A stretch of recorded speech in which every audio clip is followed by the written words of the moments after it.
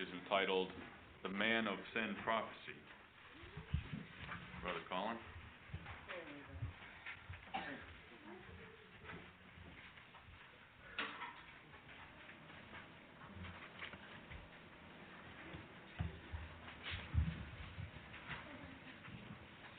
Brothers and sisters, our subject for the second talk is dealing with the man of sin in 2 Thessalonians 2, but I'd like to draw some threads over from our first study and join them into this second very important study, which has very close links with Daniel anyways, as we'll see.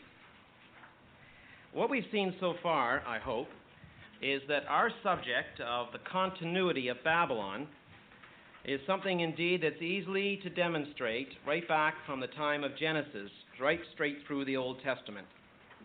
That says a lot for the continuity of this theme. We have seen that the early references in Genesis tie in this subject of Babylon with some very important associations. As early on as the life of Abraham, it becomes an antagonistic city or power to the people of God. Its conjunction with Jerusalem in Daniel chapter 1, verse 1 is important to note, since it's those two cities that figure so prominently in the book of Revelation. We know from the book of Revelation that in some way, Babylon as a real power is still on the earth in some form of manifestation at the time of Christ's return.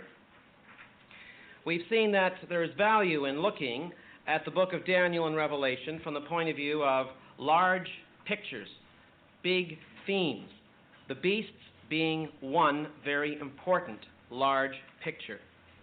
And we should hope that by getting that picture understood, some of the smaller supporting details will fit into a definite pattern. We have seen that the question of the beasts in Revelation has to find part of its answer from the book of Daniel itself, since those beasts are drawn from that source. We've seen how Babylon is glued to this whole question of the beasts. They are brought together very early on in the book of Daniel, being set in Babylon as it is, and again later on as we've seen in Revelation. We terminated our first class in the book of Zechariah, where we have the last reference to Shinar, or Babylon in the Old Testament, in conjunction with a woman. Now, brothers and sisters, we're going to move quickly through three key passages in Daniel. I'd like to spend a lot more time on them. We'll come back to them from time to time in the next two studies. We're not going to do them full justice, but only to pick up a few more concepts that are important to support the big picture. So Daniel chapter 2. We have on the overhead for you a fairly standard representation of Daniel's dream. There are details in this dream which deserve careful attention as they relate to our theme of Babylon continuous. Let's just notice the following. It is a fairly standard approach to emphasize, when we're using Nebuchadnezzar's image in public lectures, the fact that this is a most remarkable prophecy dealing with the sequence of four great empires. We tend, in presentations such as that, to put a tremendous amount of emphasis on these medals representing distinct national powers that were once on the earth. And there's a sense of correctness about that, of course. I fear that at times we may perhaps put the emphasis on the wrong syllable by doing that. No doubt that it is a most remarkable prophecy in advance telling of four great world empires, and it's valuable for the public platform from that point of view. But we can perhaps overemphasize the thought that these four metals were essentially representing four political national powers that came and went. I say we perhaps can overemphasize that aspect, and we'll try to demonstrate why we suggest that's a caution to keep in mind. Well, first, as an overview, it's rather curious, isn't it, that as we go from the gold head down to the base metal and clay at the bottom, we have a descending scale of values in the metals. gold being the most valued, and of course down to iron and clay, which are base. We have a descending scale of values. Now, what seems to be curious in that regard is the following. In your notes, I have a map furnished for you on page 4, where we have the boundaries of these 4 empires outlined for you. Just notice the following. When we move from Babylon in the first map to Rome in the last, Babylon was relatively small as an empire compared to the Persian Empire which followed. The Grecian Empire was much larger than the Babylonian, although it would seem somewhat smaller than Persia when it was at its zenith. Rome is about the same size as Greece, perhaps a little larger, maybe not quite as large as the Persian Empire. Now I ask you, brothers and sisters, how is it that we move from a very valuable metal to portray Babylon down to the basest of all metals at the bottom, when in fact the relative size of these empires enlarges as you go from Babylon to Rome?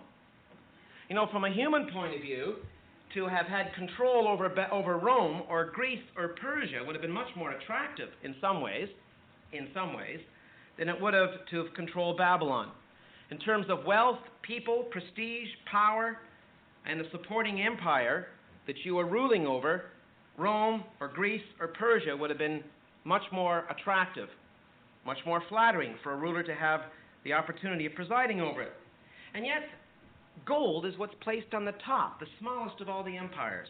Just keep that in mind. That's an observation to make, first of all. Chapter 2 of Daniel.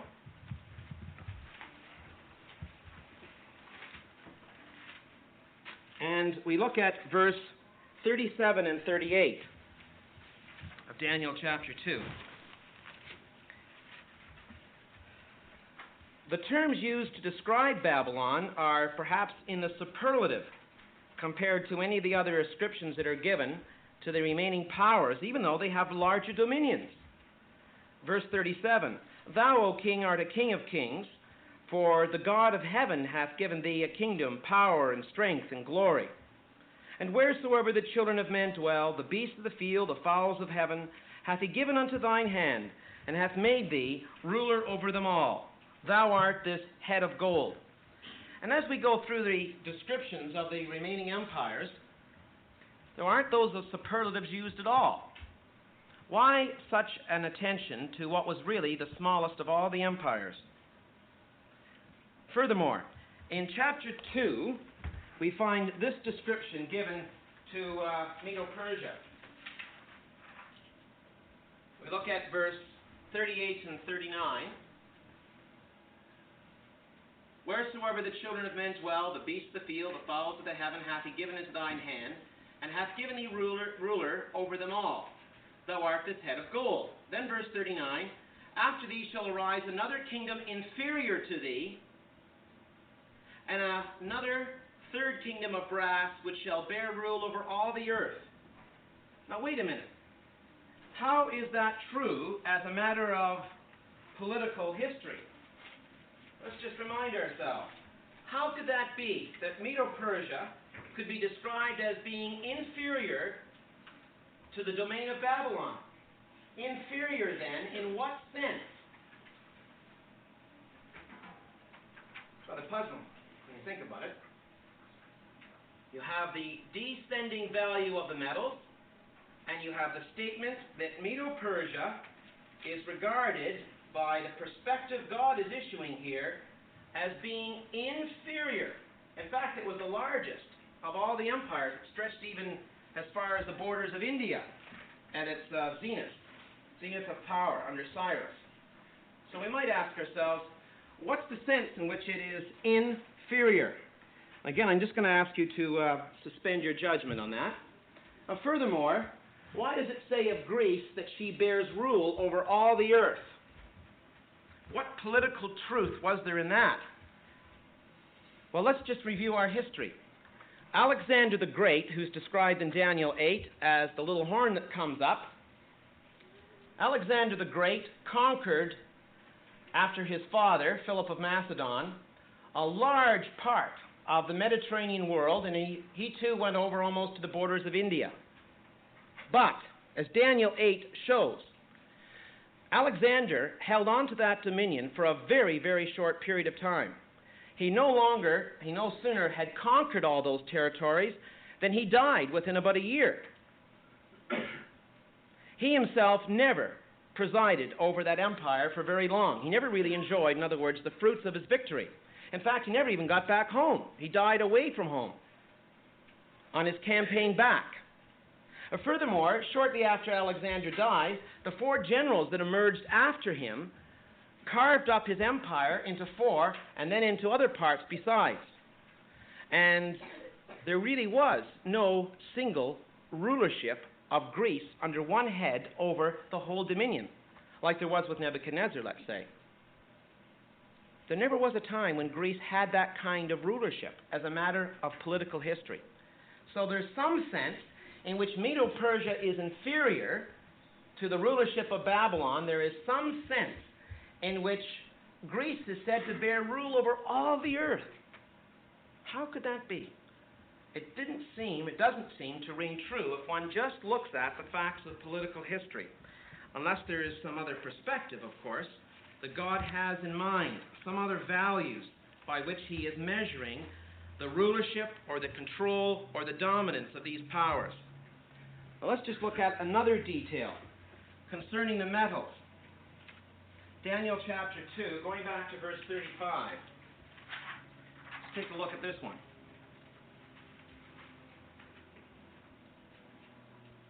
Then was the iron, the clay, the brass, the silver, and the gold broken to pieces together, and became like the chaff of the summer threshing floors.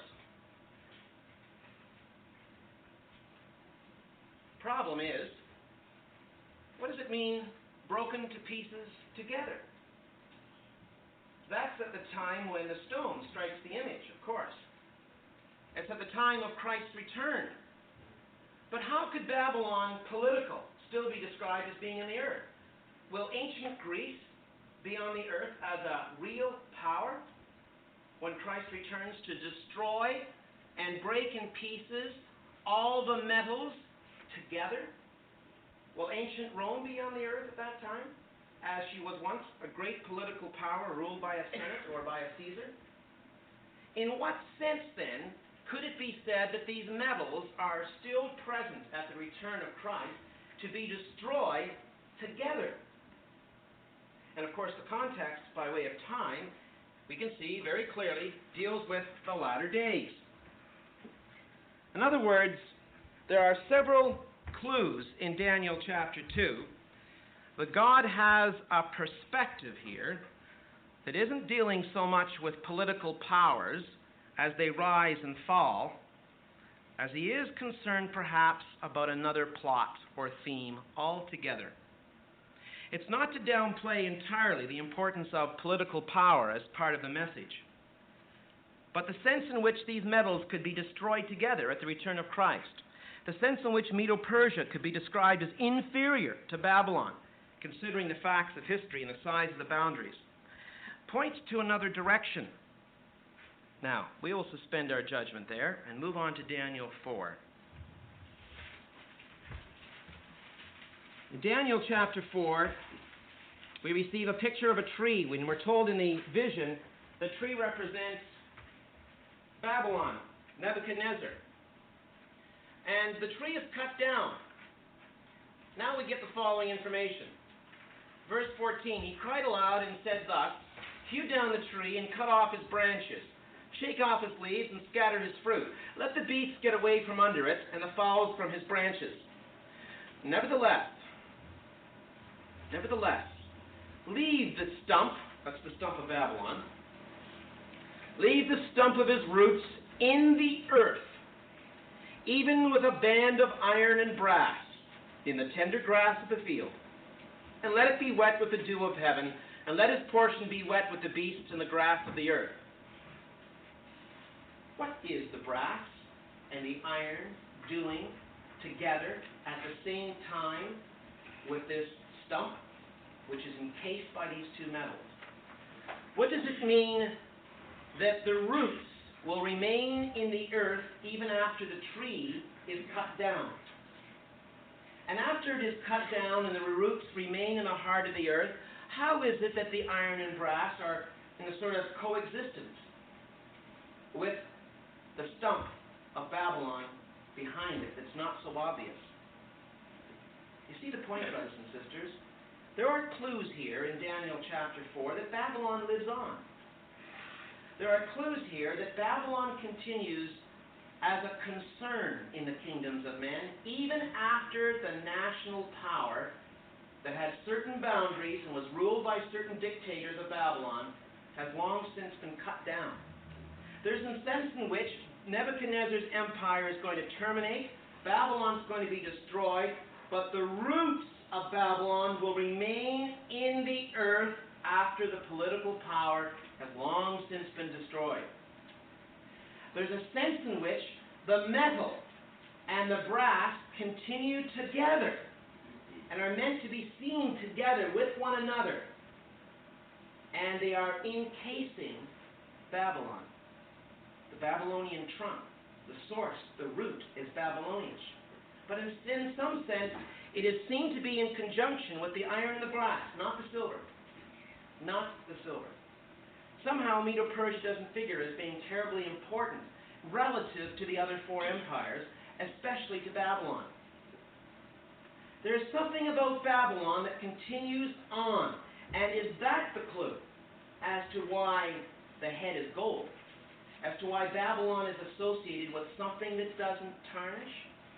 Something that doesn't disappear and erode with time? There's something about Babylon that is not weathered or destroyed by time. It continues on. Is that the clue? And is that perhaps the reason why Medo-Persia's importance is downplayed as being inferior? Not in the political sense of boundaries and peoples, but rather in terms of the dominant influence that would continue in the earth. Babylon is preeminent relative to any of them. And Medo-Persia is the least of the four in its importance. It is not one of the bands around the stump. It does not continue as silver any further in the prophecies. 4. When we continue in our understanding of the prophecies, we discover in Daniel chapter 7, if you just go there now,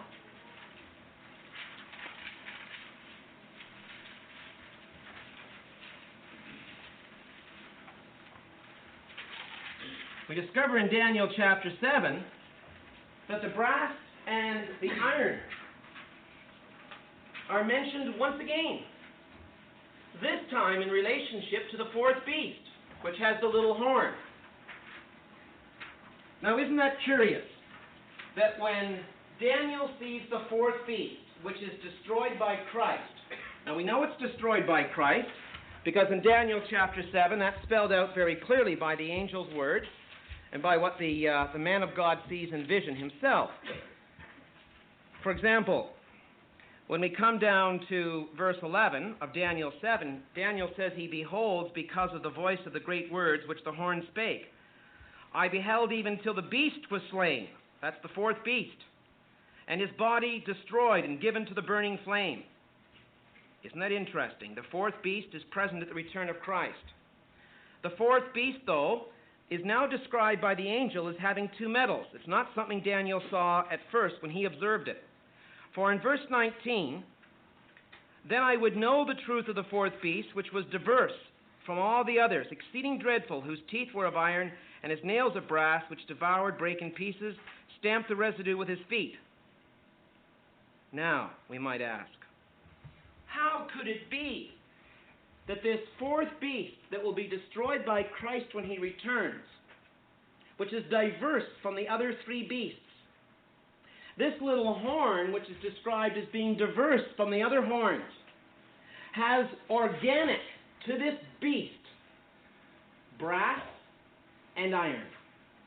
There's a link with the stump, obviously. We were not wrong in surmising in Daniel chapter 4, therefore, that there's some sense in which there's a continuous presence of those powers in the earth, once their political dominions have actually vanished. Somehow, the Babylonian root remains in the earth after Nebuchadnezzar has gone, after the political dominion of Babylon has vanished. There's some sense in which the brass and the iron that band that stump are meant to be associated with the stump that lives on, with the roots that continue in the heart of the earth. Not the silver, but the brass and the iron. And then, in that beast which arises in Daniel 7, we're told once again that brass and iron are co-in-existence with one another. There's some sense in which brass and iron are still present in this beast that is to be destroyed by Christ, and it's connected with this little horn that speaks great things. No wonder, then, in Nebuchadnezzar's image, the metals were destroyed together at the return of the stone, return of Christ. No wonder it could be said that the metals are ground together. There's a sense in which those metals have lived on through the centuries in their influence. Now, it can't be, as we said, first and foremost, in the political sense. And that's why I said that in our lectures we perhaps put the emphasis on a syllable that isn't quite the way the Scriptures put the emphasis. Those four empires must obviously be illustrating powers that are more important and more long-lasting than simply the old ancient powers with certain boundaries. There's a sense in which iron, Rome, lives on. There's a sense in which the influence of Greece lives on beyond the old empire. There's a sense in which the influence of Medo-Persia was inferior relative to these other powers in the earth. There's a sense in which, even after Nebuchadnezzar's empire has fallen and been destroyed by the Persians, in which the roots of Babylon remain in the earth and continue on. Are we wrong in that conclusion? We're not wrong, because when we open the book of Revelation, Babylon is still there. No wonder Babylon is still there, because Daniel 4 has told us so. Daniel 4 is the explanation, surely, of how it is that Babylon is present in the book of Revelation. What is that power? In what sense is that power continuous? In your notes, we try to bring these thoughts together by the following diagram. We're introduced to the iron and the brass. We show how they're shown again in the stump even after ancient Babylon has been cut down and destroyed. And we see how that they are organic to the body of the fourth beast which is present to be destroyed by Christ. Conclusion. Somehow the metal and the brass mean more than just the political empire. What's the other choice then? What is the other choice? What's the choice with Babylon? How does Babylon live on to be present at the time of Revelation? How is it that in Zechariah 5, this wicked woman is put into a jar containing her and holding her down, and is taken to the land of Shinar to set up her base there, when Babylon political has already been destroyed at the time of Zechariah? See how it ties together. See, brothers and sisters, there's really a concept here of continuity that is more important than the old political power itself. The only other choice really is ideology. There must be something said here about the philosophy, the ideas, the apostate beliefs, the rebellious forms of worship, the seeds of error and untruth that are behind these powers. And it's those that live on in the earth. And you know, it's a fact. You only have to take a course in classical history at university. Without looking very far in most of those kind of textbooks, they'll start off by saying that the Western world is furnished by Greek and Roman ideas. Our law system, our various codes, some things to do with our language, the Latinic languages, and so on, the Romance languages. All have had their influence in the thinking, the vocabulary, the values, the ideas of Roman Greece. That is quite apparent to historians and scholars even today. It's not hard to find proof of that, as we've said. But you know what isn't so obvious? If in one of those classical history classes you were to raise your hand and say, but Babylon is very important today too, sir. Babylon lives on today as well. You'd be laughed at. Babylon? No. Greece and Rome, yes, not Babylon. But yes, from God's point of view, Babylon does live on. There are ideas, there are beliefs, there are concepts of worship and so on that in God's estimation have had a continuous corrupting influence and a rebellious influence down through the years in man's history. The historians can see the brass and they can see the iron. But what's not so obvious is the fact that they are encasing a rotten Babylonian stump. That is not obvious to man's vision. It's the iron and the brass which are discernible the most clearly by man, even by an observant scholar. Babylon is not so obvious. Babylon's influence and ongoing corruption in the earth is not apparent. It takes the scriptures and God's vision to see who the real villain is behind the scenes, as it were. Now, brothers and sisters, that is where I believe the emphasis should lie when we look at Nebuchadnezzar's image. It is first and foremost an image of a man, man's way of doing things. It is an image of man's thinking. And Babylon, back in Genesis 10 and Genesis 11, was the first kingdom of man. And that's why in Genesis 10, mention of the Gentiles comes first. The idols of the Gentiles, we read, and then we zero in on Shinar and Babylon. It's the first dominion or kingdom in Genesis 11 that rebelled against God and built their own city. Come, let us build our city, man and his world. So it's the image of a man, man's way of thinking, man's way of doing. And in relationship to that, there are certain influences that go right back to the beginning of the kingdoms of men and have had a continuous corrupting thread down through the years. That obviously then explains the sense in which Babylon is still present in Revelation. Now, brothers and sisters, let's see how that ties in then with our theme. Babylon continuous in the earth. Babylon has a kind of continuity which goes all through the scriptures. Babylon is not to be viewed so much as a political power with distinct boundaries and a certain type of rulership. Rome and Greece, coming second in importance, are to be viewed as part of this whole picture, as having influences in the earth that are really far more important than just when they were within certain years on the earth as a political power. Somehow or another, Babylon is fused with those other two, or they are at least fused with Babylon. Are they not in some ways the major perpetrators, the major mouthpieces through which Babylonish doctrine and Babylonish ideas and concepts will continue to be spoken and taught and have their influence on the earth? We suggest, brothers and sisters, that that is the case.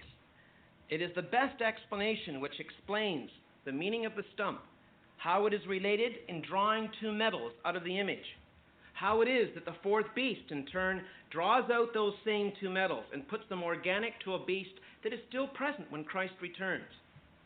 More than that, look at Daniel 7 once again. Even after the fourth beast is destroyed in verse 11, there is something said, about the other beasts. That is, about the bear. There is something implied about the leopard still. Just notice what is said. After the fourth beast is destroyed, we read in verse 12, as concerning the rest of the beasts, they had their dominion taken away, yet their lives were prolonged for a season and a time. Now that's at the return of Christ. After he's destroyed the fourth beast, there still is a sense in which the rest of the beasts, even though they're shorn of their dominion, have their lives prolonged. So they're present at the return of Christ, and there's a sense in which they still continue in the earth in some way or another, although they don't have dominion. Although they're not exercising real authority and power, even after Christ's act against the fourth beast, the seeds of their influence maybe lying dormant, is still there. That, we believe, has a very important link with the rebellion at the end of the millennium. There still is a sense in which mortal flesh can organize itself at the end and rebel against God. In so doing, what happens then, the attitudes, the ideas, the challenges that occur there at the end of the millennium have their roots with these beasts. They still, in a certain sense, are not totally obliterated. That then perhaps doesn't change by any means 100% our understanding of Nebuchadnezzar's image. Not at all. But there's a certain emphasis that perhaps we might give it, namely the political old empires, that really aren't the major point of the lesson. He wants us to see that Babylon continues. He wants us to notice the brass and iron especially living on and being coextensive with that Babylonish root. That's what Daniel 4 is trying to bring to our attention after the image. That's what Daniel 7's fourth beast is trying to emphasize even after the stump vision has been given. And you know, when I went back, having done this little study myself, I went back from Eureka. He says this in volume 2, page 652. That he, Nebuchadnezzar, might know the thoughts of his heart, a symbolical representation was presented before him in a dream, illustrative of the general fortunes and consummation of the kingdom of Babylon in the latter days. Notice how Brother Thomas is constructing that sentence. Presented before Nebuchadnezzar in a dream, illustrative of the general fortunes and consummation of the kingdom of Babylon in the latter days. Brother Thomas was looking at that image as being a representation of things especially to do with the last days. Not so much the emphasis of these being four consecutive political empires that will come and go. Rather, he says, hence the kingdom of Babylon has been in continuous existence from his reign until now. In continuous existence. See the point? Brother Thomas didn't have that point elude him at all. In fact, the inflection that we place on Daniel chapter 2 is somewhat aside from the emphasis Brother Thomas is giving that. In continuous existence from his reign until now, for we are living in the last days. Another quotation from Brother Thomas. This is again from Eureka. It is true that the house of the kingdom has not always been the Babylon, which was the beginning of Nimrod's dominion, Genesis 10. It has been sometimes at one place, sometimes at another, until at length Rome became the house of the great city. Various dynasties have become the inheritors, that's the key point, the inheritors of the kingdom of Babylon. After Nebuchadnezzar's, there was the Silver Dynasty, and the Brazen Dynasty, and the Iron Dynasty, and the Clay Dynasty. 5 dynasties ruling over the one and the same kingdom, called also the kingdom of men. See the point? The image is a picture of the kingdom of men, and Babylon is shown to be in continuous existence through the kingdoms of men. Again, another quotation, this time from the 3rd volume. The literal Babylon was the beginner and supporter of tyranny and idolatry, first by Nimrod, and afterwards by Nebuchadnezzar. Therefore, in Isaiah 47 and 12, she's accused of the magical enchantments from her youth or infancy, namely from the very first origin of her being a city or nation. Literal Babylon was the beginner and the supporter of tyranny and idolatry. It's the ideology that Brother Thomas is underscoring as being most important, that is connected with the continuous existence of that power. Finally, from his book on Daniel, the kingdom of men has been diversified in its constitution, extent, and throne, since its foundation by Nimrod to the present time. It has nevertheless been the same Nimrodian kingdom, with Babylon and Assyria for its characteristics.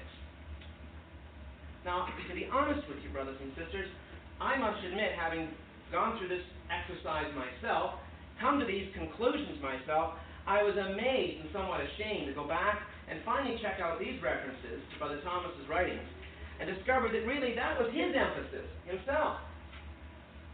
It's not so much a picture of a successive number of empires, as it is that these empires pick up a common chorus. And these powers, two of them especially, Rome and Greece, become the most vocal agents for this tyranny and idolatry in the kingdoms of men. And that's the common thread.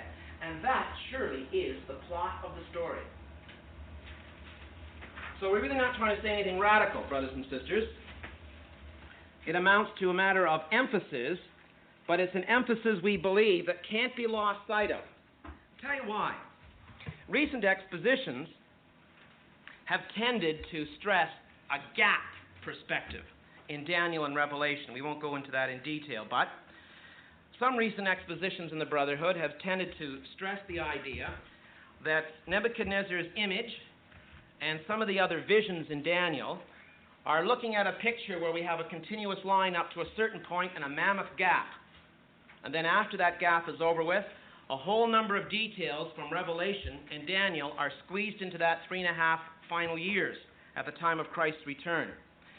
It's what we would call a parenthesis or a gap perspective on the timeline of prophecy in Daniel and Revelation. Now, I believe that what we've seen so far completely counters that. The picture and the emphasis in Daniel 4 and Nebuchadnezzar's image is a perspective of continuity, of no gap whatsoever. Babylon is there and has always been there and manifests its influence on the earth in many, many forms through two chief agents, Greek and Roman ideology. But it's really Babylon down below. Now, brothers and sisters, with that in mind, we'd like to take a look now, and we'll perhaps need more than just this class, at the man of sin. And we're going to see, I believe, how this prophecy in the New Testament is a great help in unlocking some of the more difficult parts of our expositions of Daniel and Revelation. So let's take a look at 2 Thessalonians chapter 2. But first we're going to look at it from an overview, and then we're going to take a look at some of its finer details. But we're going to do it with a specific purpose in mind. We're going to discover that this book, or rather this prophecy in 2 Thessalonians 2, has undoubtedly links with Revelation and Daniel. In fact, all of our recent expositions that have taken a different course from that of Brother Thomas, all of our recent expositions have all agreed on at least one thing, and that is that the man of sin prophecy and the beast system in Daniel and Revelation are one and the same. That is agreed by the three chief expositions in the community today that take a different course than that found in Eureka. They have a common note on this, that the man of sin is linked with the beast system. Who he is and who they are is one and the same. Now that's important to have seen that common denominator and bear that in mind. If we then can solve the mystery of who the man of sin is, if we can solve the mystery of who the man of sin is, we have ipso facto, the old saying, automatically got the key as to who the beast system is. And we've got the key of who it is not only in Daniel, but in Revelation. And I believe that's a valid statement to make. The connections with those two other books, Daniel and Revelation, make it obvious that here is a master key in explaining identity.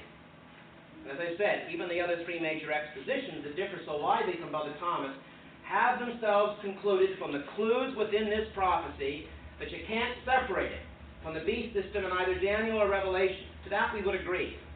Conclusions would be otherwise. So we want to start off by saying, as we look at 2 Thessalonians 2, what's the nature of this man? This man of sin. Is he religious? Is he essentially political? Or is he both? And what's the timing? Is this man of sin a power that is to arise only in the future? Let's say at the time of Christ, as some of our brethren have suggested. Does he represent a power or a system that would arise immediate to the time of the apostle? Contemporary with him, and only contemporary for a few years and then go away and that's it? Or instead does the man of sin represent a continuous link, past and future? Now let's bear those questions in mind. I'm going to come back to them when we finish our exposition of 2 Thessalonians 2. two key questions. Now, remember what we said in our first class. The man who asks the right questions is the one who's going to find the right answers. A lot of it depends on what questions you're asking yourself. We can thresh around in this whole area of study and ask all kinds of questions that won't be helpful at first. Who are the frog-like spirits? Why is the number 666? All kinds of supporting details. But they are the small details, the supporting details. If you start with those, we may never find a satisfactory answer to the big picture. We're looking at the beast system, and we're looking at some important concepts that are tied with it. If we master that and have a relatively good understanding of what that represents, then the other pieces of the puzzle will fit in. So here we come to a New Testament passage. It's nowhere near as symbolic as Daniel. It's not a symbolic book like Revelation. The clues for the timing and the nature of this man are much easier to discern than Daniel 7 or the beast of Revelation. So it's kind of like starting with the easier section that's relevant to an answer to our question, who are the beasts? What are they? Well, let's very quickly take a look at how the prophecy of the man of sin is structured. This reveals a great deal. I'm going to have to do this fairly quickly, but the notes I'm showing you now are in your book anyways. Well, first of all, it seems apparent when one analyzes the details of the man of sin prophecy that several key concepts are brought out in the prophecy. There seems to be a movement here described, not just a man. We know from the third verse that this man of sin is described as being to do with a falling away first. Now, the Greek word for falling away is only one. It's only one word that represents that falling away in English. And it's the word in the Greek, apostasia. That's important. In the Greek, falling away is one word, and it's the Greek word apostasia, from which we get the word apostasy. So right off the start, this movement, or this individual, is associated with apostasy, which means to have been on a course of action and then to have deviated or fallen from it. The English says falling away or turning away, and that's the general sense. To be on a certain course and then to later leave it, to break away from that course. He is described as being lawless. In verse 7, Paul says that he already exists, in fact. He who now letteth, speaking of the restraining power, he who now letteth, or he who now restrains, will continue to restrain. The RSV is more helpful there than the King James. He who now letteth means he who now restrains or holds down will continue to hold down or restrain until the time comes where the man of sin system will be full-blown and revealed. Now, if the restraining power on the man of sin was doing its restraining at the time of the Apostle Paul, there was something to restrain already. There was something being held down until the right time. And that holding down had something to hold down. There was then, in a germ state at least, some aspect of the man of sin contemporary with the Apostle Paul. Some aspect still contemporary at the time of the Apostle Paul. He was restrained, verse 6, but later to be revealed. But this is to be focalized, we're told, in a man. First we're told it's apostasy, then we're told that it's to do with a man of sin. Verse 3 tells us he will be lawless. He will oppose God. He will exalt himself. He has a seat, verse 4. He sits in the temple of God, or what seems to be the temple of God, and he proclaims himself to be God. His converts are won or seduced by, verse 9, satanic activity. He exercises power, pretended signs, verse 9, wonders, verse 9. He perpetrates belief in lies, verse 11. He has pleasure in unrighteousness, verse 12. And he has a strong delusion from God, verse 11. He's labeled as the son of perdition before his end in verse 3. He's destroyed by Christ in verse 8, and his followers are condemned, verse 12. And it's that verse that reinforces the fact that this is a movement, not just a single man, not just an autocrat who's working on his own. There's the confirmation that the man is representing a system as well as just himself. Now, as you survey that picture, even before you see the links with the Old Testament, certain facts emerge. There's automatically an apparent link with the fourth beast. That fourth beast, who when he appeared had a little horn that emerged amongst the other 10, finally tore down 3 of those, and who spoke great things against the Most High, and as a power that was diverse, says the angel, as a power that was diverse from the other horns, a different nature, a different type of horn. He was nevertheless organic to this larger body, to this fourth beast. There was something he was attached to larger than just himself. And as a horn, part of a body, in this body is iron and brass. 2 metals that go right back to the image and to the stump, to ancient powers. But Daniel 7 shows that he and the beast are destroyed by flaming fire from Christ. Who is this horn? Who is the beast, or what is the beast that he was organic to that was really greater than him in a certain sense? He was part of a system that has links with Rome and Greece in some way, and by having those connections, he's connected with a little stump, and therefore connected with the Babylonian root around which those 2 metals are encased, whose root remains in the heart of the earth. He is part of a beast that has 2 metals that go right back to the image that is destroyed by Christ. Those 2 metals are 2 of the metals that are ground together and destroyed together when the image is destroyed. He is tied in with some power or system that has continuity, that has ancient links with the past, and yet he is present as part of this beast to be destroyed by burning fire when Christ comes. Here is a man who speaks great things against the Most High, who is apostate, lawless, existed at the time of Paul, but was somewhat subdued, restrained, later to be revealed.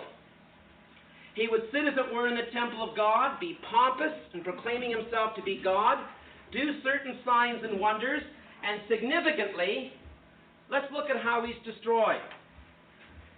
In 2 Thessalonians chapter 2, he is destroyed exactly in the same way as the fourth beast in Daniel 7 with the little horn. No wonder there are links. Verse 8.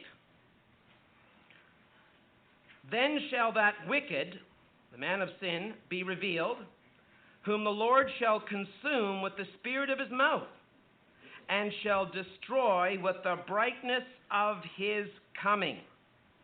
With the brightness of his coming.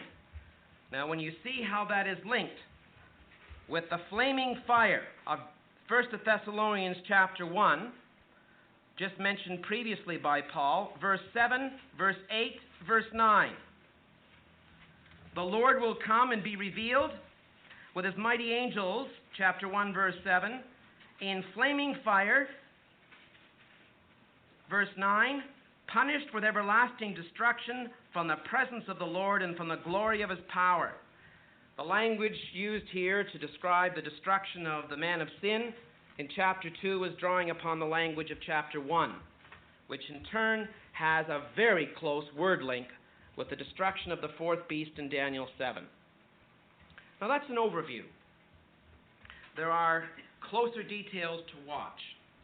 We'll take the end of this class, as we just terminate it now, and part of the next one, just to exhaust some of the highlights. Just before we end, let's notice the following. Back to 2 Thessalonians, chapter 2. look at the scriptural associations with the language chosen to describe the man of sin. We've mentioned the word apostasy. Apostasy doesn't mean a power that is atheistic, like communism, or like some dictator that will arise in the future that will oppose Christ and have really no basic religious front. That's not appropriate to describe in scriptural terms as apostate. Apostasy means to have once been on the right course and then to have deviated from it, to have wandered away. So term number one, as it's used elsewhere in Scripture and as it's associated with scriptural thoughts, shows that there must have been some link with religion, some link with God's teachings to start with. Secondly, look at verse 3. He is called the son of perdition. Now that's an extremely important clue, brothers and sisters, as to who he is or what kind of person or system he represents. Only one other place in the Bible is the term son of perdition used. It's used in the Gospel of John, and it's used to describe Judas. Only other place in the New Testament. In other words, in terms of how Scripture reveals its own terms, son of perdition is first used of Judas and secondly used of the man of sin. Was Judas an atheist? Was he a political power all on his own? Did he represent, instead though, an individual who had some connection with Christ, who had some semblance of being a follower of Christ? Yes, he did. He was one who was a kind of fifth columnist in the end, but he did have associations with Christ. He did have the trappings, as it were, of some kind of discipleship in his way of life for a period of time. And yet he rebelled and went away, and he ended up being, of course, in revolt against Christ. So to be a son of perdition describes, again, with the word apostasy, someone who's got religious semblance, someone who is appearing to be the true, but in fact is the false, someone who looks like or appears to be one of the followers of Christ, but instead is a betrayer to the real cause and the real truth. Furthermore, it says here in this 2 Thessalonians 2 context that he shall be associated with a lie and with strong delusion. One of the details we just noticed earlier on. Now the Greek word is the Greek word planeo, and it means to cause to wander. And it's used in the New Testament elsewhere of wandering from the path of truth. Once again, by strong delusion or a lie, their associations reinforce the concept of apostasy and the concept of being a son of perdition. Furthermore, we see that he has a temple in verse 4. He poses to be as God. He thinks he is God. He acts as though he actually is the God of the earth and heaven. That's not obviously the terms that would be used of an atheistic figure. It is someone who is trying to mimic God, trying to reveal himself or present himself although he is God. And he sits in a place that in some ways mimics God or the true temple. And he even claims to have a seat of authority in that temple as though he was sitting on a throne. Everything about him is intended to mimic or parallel the true, although in fact he's a betrayer. He is apostate. He, in fact, is to be destroyed by Christ, although he's got links here with the first century. Now, brothers and sisters, we'll terminate at that point with one final thought, which will lead us into our next study. Although we've said that son of perdition is only found one other place in the New Testament, namely for Judas in John's Gospel, the only other time perdition occurs is in the book of Revelation, and it's not surprising that it has to do with the beast system.